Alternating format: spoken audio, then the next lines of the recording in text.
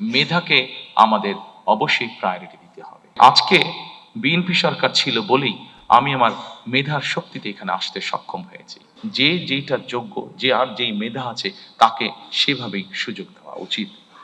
2024 সালের যে আন্দোলন হয়েছিল সেখানে বৈষম্য নামক এই শব্দটি অত্যন্ত গুরুত্বপূর্ণ ছিল। আমরা চাই, আমাদের ইচ্ছা, আমাদের লক্ষ্য, আমাদের হাতে দেশ পরিচালনার সুযোগ থাকলে আমাদের সর্বশক্তি দিয়ে আমরা চেষ্টা করব মেরিটোক্রেসির বাংলাদেশ বিনির্মাণ করার জন্য। অর্থাৎ প্রিয় সহকর্মীবৃন্দ, প্রিয় উপস্থিতিবৃন্দ, একটি বিষয় আজকে আমাদেরকে অনুধাবন করতে হবে।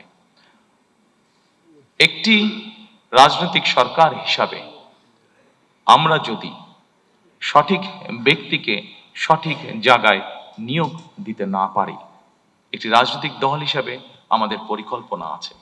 আমরা এমন কোনো ব্যক্তিকে যদি এমন কোনো জায়গায় নিয়োগ দিই যার যোগ্যতা তার নেই, তাহলে সবচেয়ে আগে ক্ষতিগ্রস্ত হবে আমার সেই রাজনৈতিক সরকার। কারণ আমার পরিকল্পনা বাস্তবায়নের যোগ্যতাই তার নেই। ফলে ক্ষতিগ্রস্ত হবে দেশ, ক্ষতিগ্রস্ত হবে দেশের জনগণ।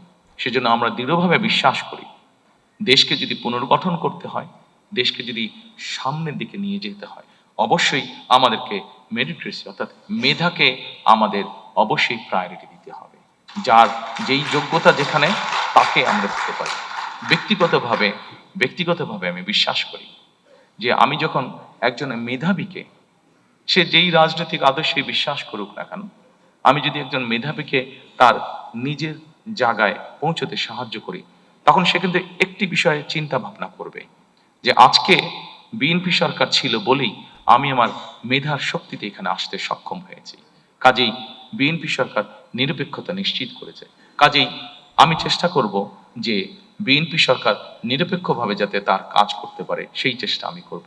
পুরো বিষয়টাকে আমি এইভাবে দেখি এবং সেই জন্যই আমি মনে করি যে যেইটার যোগ্য, যে আর যেই মেধা আছে তাকে সেভাবেই সুযোগ দেওয়া উচিত।